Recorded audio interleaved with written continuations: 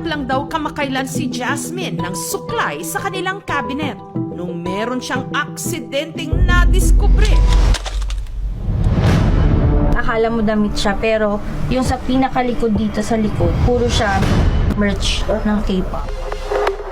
Ang photocards ng K-pop idols umabot ng 3,000 piraso na mabusising naka-organize sa 23 binders. Karamihan sa mga ito, balot ng sleeve protector para hindi magasgas. Meron ding iba na may duplicate copy.